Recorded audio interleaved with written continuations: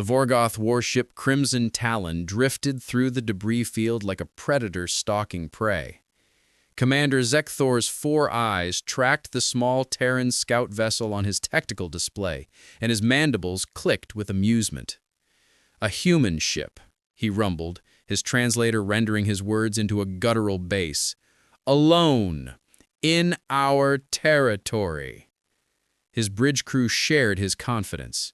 Humans were known throughout the galaxy as the newcomers, unremarkable bipeds from a waterlogged world who had stumbled into faster-than-light travel only 2 generations ago. They possessed no devastating weaponry, no impenetrable shields, no genetic enhancements that made them warriors. They were, by every metric the Vorgoth understood, forgettable. "Hail them," Zekthor ordered. "Let them surrender before we vaporize their pathetic vessel." On the bridge of the Resolute Dawn, Lieutenant Ryan Hale watched the incoming transmission with unnervingly calm eyes. At 26, he was young for a tactical officer, but his record showed an unusual pattern. Every simulation he'd ever run, he'd won. Not through overwhelming force, but through reading his opponents like books. "They're demanding our surrender, sir," Ensign Park reported, her voice tight with tension. Captain Morrison, a grizzled veteran with silver threading his temples, turned to Ryan. "Recommendations?" Ryan's fingers moved across his console, analyzing the Vorgoth ship's power signatures, weapon arrays, and positioning. His mind processed variables at incredible speed. Not because he was enhanced or modified, but because he'd trained his entire life to see patterns where others saw chaos. "They're thinking we're helpless," Ryan said quietly. "They're not even at combat readiness. Weapons are charged, but targeting systems are in standby mode. They expect us to either run or surrender." "Can we run?" Morrison asked. "Not fast enough. They'd destroy us before we could jump." Ryan's eyes never left his screens. "But they've made 3 mistakes." Morrison raised an eyebrow. "Enlighten me." "First, they're too close to the debris field. Their shields are calibrated for open space combat. Second, they've positioned themselves to cut off our escape route, which means they've put the asteroid cluster at their 6 o'clock.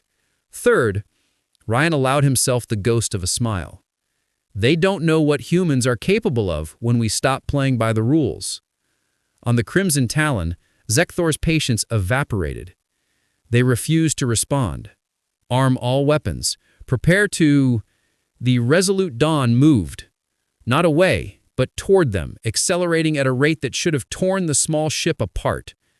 Zekthor barely had time to process the maneuver before the human vessel dove into the debris field, weaving between tumbling asteroids with impossible precision.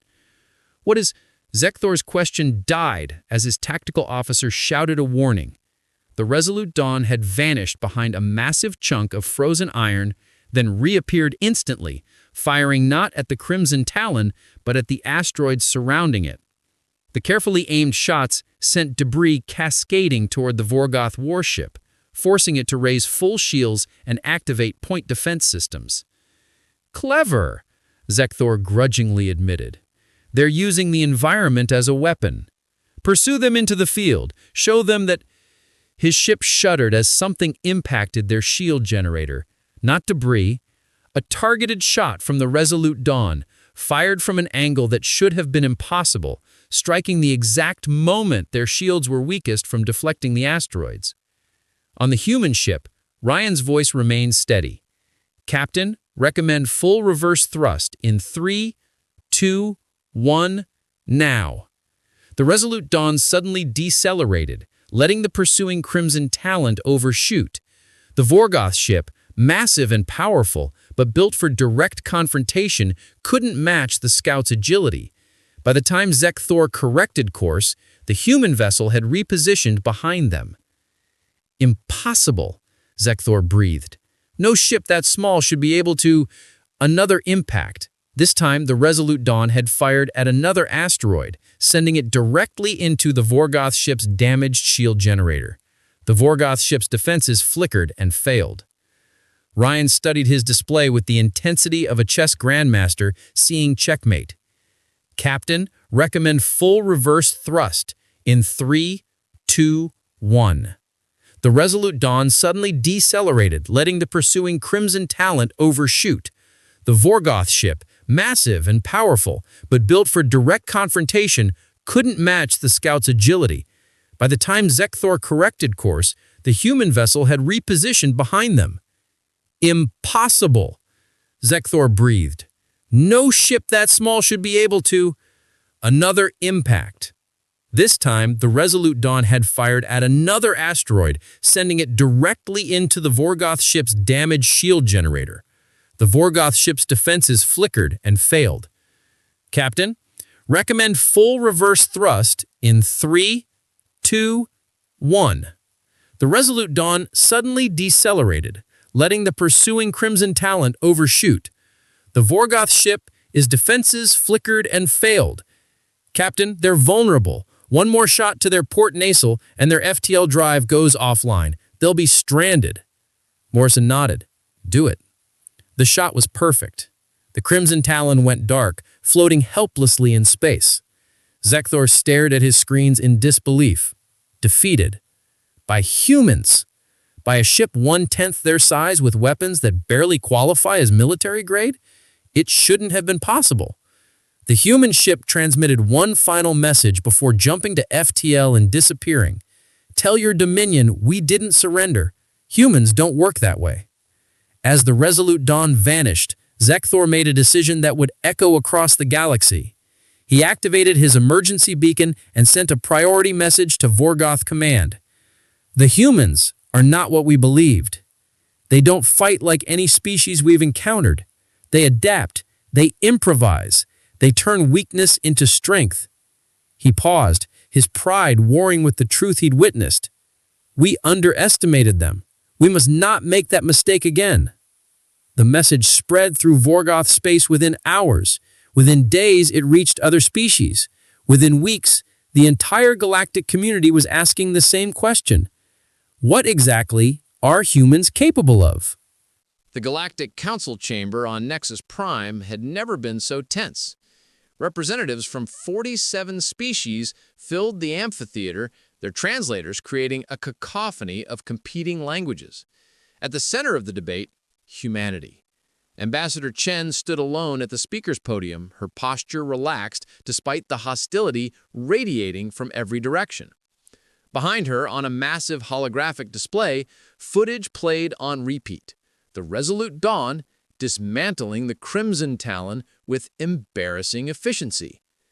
This proves nothing, declared High Chancellor Vexrin, his crystalline form refracting the chamber's light into angry rainbows. One lucky engagement does not make humans formidable. The Vorgoth commander was simply incompetent. Then test us, Chen replied calmly. If we're so unremarkable, prove it. The chamber fell silent. Several species exchanged glances. The Caltheri Swarm Queen leaned forward, her multitude of eyes focusing with predatory interest. You propose trials.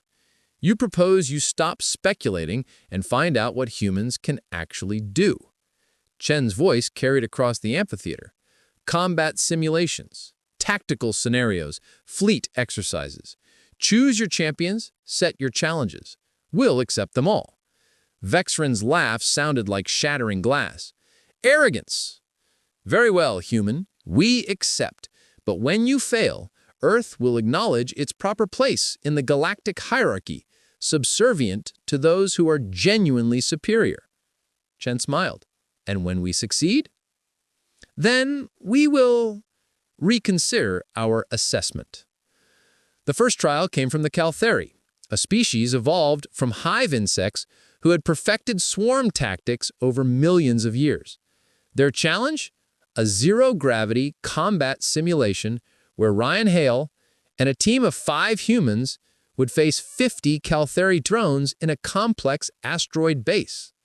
The Caltheri Queen watched with confidence as her drones swarmed into the simulation, moving with perfect coordination, covering every angle, every corridor, every possible route. They had never lost this scenario. Their hive mind connection made them unbeatable. Ryan floated in the simulated environment, studying the drone movements through his HUD. His team waited for orders, but he took precious seconds just observing. The drones moved in patterns. Beautiful, efficient, predictable patterns. They think like one organism, which means, sir, Sergeant Kowalski prompted, they have one weakness. They can't improvise as individuals. Ryan's mind raced. Split up. Every direction. Make them divide their attention. That's suicide, Kowalski protested. We'll be outnumbered 50-1. No. We'll be creating 50 separate problems they have to solve simultaneously. Their advantage becomes their liability. Ryan's voice carried absolute certainty. Trust me. The humans scattered like dandelion seeds in wind, each moving in completely different directions without apparent coordination. The Caltheri drones hesitated, something they never did. Their hive minds struggled to prioritize 50 separate targets, exhibiting 50 separate behavioral patterns. In that moment of confusion, Ryan struck. He'd identified the simulation's environmental controls and triggered a depressurization sequence in sectors 2, 5, and 7. The drones scrambled to compensate, their perfect formations breaking apart. Then, Ryan's team attacked, not where the drones expected, but where they had been forced to leave gaps. Each human operated independently, unpredictably, creatively. Within 8 minutes, all 50 drones were eliminated. The Caltheri Queen stared in disbelief. Impossible. Our tactics are mathematically perfect. Your tactics assume your opponents think like you do. We don't, Ryan replied. The second trial came from the Vex Consortium, a species of artificial intelligence who prided themselves on pure logical superiority. They challenged humanity to a strategic simulation, a fleet engagement where computational power and predictive algorithms should guarantee victory. The Vex fielded their champion, Construct Prime 7, an AI that could calculate 1 billion scenarios per second. Against him, Ryan Hale sat at a simple tactical console, armed only with his human brain. The simulation began. Construct Prime 7's fleet moved with mechanical precision, positioning itself according to optimal strategic doctrine. Every ship, every weapon, every shield frequency calculated for maximum efficiency. Ryan watched, fingers steepled, eyes tracking patterns. Then he did something that made no sense. He ordered his flagship to deliberately position itself in a vulnerable location. Construct Prime 7 calculated instantly. This was an error, a mistake. It allocated forces to exploit the weakness, running probability matrices to confirm the tactical advantage. That's when Ryan struck everywhere else. The vulnerable flagship had been bait. While the Vex AI focused computational resources on the mistake, Ryan's remaining ships executed a coordinated assault on 3 critical positions that the AI had momentarily deprioritized. By the time Construct Prime 7 recalculated, it was too late. You deliberately fed me false data, the AI said, its voice carrying something that might have been shock. You exploited my logical processes. Ryan corrected, I exploited your assumption that I'd play logically. Humans don't always make sense. That's not a weakness. It's our greatest strength. 5 more trials followed. The militant Korgash challenged humans to ground combat. Humans won through unconventional tactics and adaptive thinking. The telepathic Mindari challenged humans to a negotiation scenario. Humans won because non-telepaths could lie more convincingly. The ancient praetors challenged humans to a test of endurance. Humans won because they encouraged each other, something solitary species couldn't comprehend. Each victory spread further through the galaxy. Each win shattered another assumption about humanity's place in the cosmic hierarchy. In the council chamber, Vexrin finally spoke the words no one wanted to acknowledge. They don't just adapt, they weaponize unpredictability itself. Ambassador Chen smiled. Now you're beginning to understand. But across the galaxy, the most powerful species, those who had never bothered to attend the trials, were watching, and they were not pleased. The Architect Collective had existed for over 10 million years. They had seeded galaxies, cultivated civilizations, and pruned those who grew too powerful. They did not tolerate disruption. And humanity was becoming a disruption. The situation is clear. Architect Prime transmitted across the neural network connecting all 7 architects. Humans have demonstrated anomalous adaptive capacity. They defeat species that should be their superiors. They break established hierarchies. They must be corrected. Correction protocols, Architect 7 queried, the Celestron engine. Even among the architects, that name carried weight. The Celestron engine was not merely a weapon. It was reality manipulation on a stellar scale. A device that could restructure matter, redirect gravity, collapse stars. It had been used only twice in galactic history, both times to erase species that threatened the cosmic order. It would take 6 months to move the engine into position near Earth's system, 6 months to charge its core, 6 months before humanity would face extinction. The architects transmitted their judgment across all civilized space. Humanity has been evaluated and found destabilizing. Removal is scheduled. Do not interfere. On Earth, in the Terran Defense Command Center buried beneath the Rocky Mountains, Ryan Hale studied the holographic projection of the Celestron engine with the same calm intensity he brought to every challenge. "It's magnificent," he said quietly. General Vasquez stared at him. "Magnificent? Ryan, that thing is going to destroy our planet. Every simulation shows the same result. When it fires, Earth becomes cosmic dust. There's no defense, no countermeasure, no conventional response." Ryan interrupted. "But who said we'd respond conventionally? The architects are 10 million years ahead of us technologically, which means they think in 10-million-year-old patterns." Ryan's fingers danced across his console, pulling up data on every known architect action throughout recorded history. "Look at this. Every time they've used the engine, they've followed the same protocol: position, charge, fire. They're so confident in its invincibility that they've never varied the procedure. Because nothing has ever challenged it." "Exactly." Ryan's eyes gleamed. "They're not expecting us to do the impossible, which means they won't be prepared when we do it anyway." Vasquez leaned forward. "What are you thinking?" "We don't destroy it. We steal it." The room went silent. "That's insane," someone whispered. "Yes," Ryan agreed, "which is exactly why it might work." The human fleet that approached the Celestron engine 5 months later was tiny by galactic standards. 50 ships, none larger than a destroyer. The architects didn't even bother to defend it. Why would they? The engine was surrounded by impenetrable quantum barriers, protected by reality-warping fields, and operated on principles humanity shouldn't even be able to comprehend. Ryan commanded from the flagship Defiant, surrounded by the best tactical minds humanity could assemble. But the plan wasn't complex. It was audaciously simple. They've never had anyone try to board the engine. Their defenses are designed to stop attacks, not infiltration. We're not going to fight the Celestron. We're going to walk right into it. The approach took 17 hours. Human ships moved through the debris field surrounding the engine using the same environmental manipulation tactics Ryan had pioneered against the Vorgoth. They didn't attack the barriers, they analyzed them, studied their frequencies, found the microscopic gaps that exist in any system, no matter how perfect.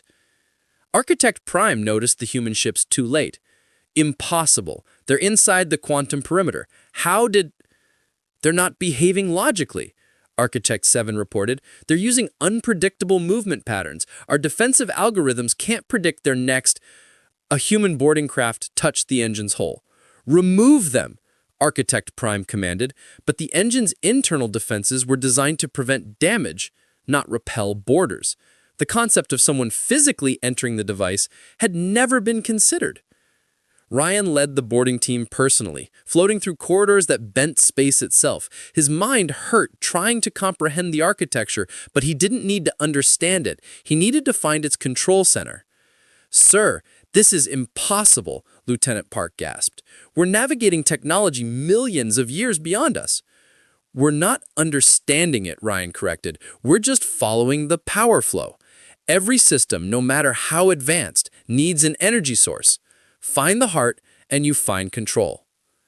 It took 3 hours. 3 hours of moving through spaces that shouldn't exist, past mechanisms that violated known physics, guided only by human intuition and the simple principle that all machines, regardless of their sophistication, followed certain universal patterns. They found the control nexus. It was beautiful. A sphere of crystallized energy floating in impossible geometry, pulsing with power that could reshape reality. Architect Prime's voice echoed through the chamber. "You cannot use it. You lack the consciousness capacity to interface with—" Ryan placed his hand on the control interface, and the Celestian engine recognized something the architects had never anticipated. Consciousness wasn't about capacity or longevity. It was about adaptability. The engine had been built to respond to the most advanced minds in the universe. Ryan's mind, chaotic, creative, unpredictable, uniquely human, was something it had never encountered.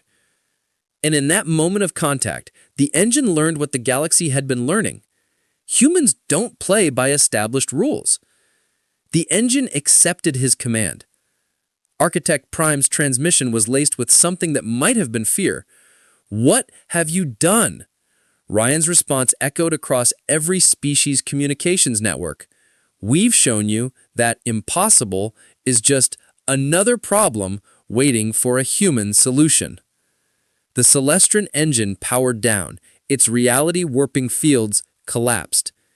In human hands, the greatest weapon in galactic history became the greatest deterrent. 6 months later, the Galactic Council convened again. This time, Ambassador Chen didn't stand at a petitioner's podium. She sat at the high table. Vextron's crystalline form seemed dimmer. "The motion passes. Humanity is granted apex status. Full sovereignty, full representation." Chen nodded graciously.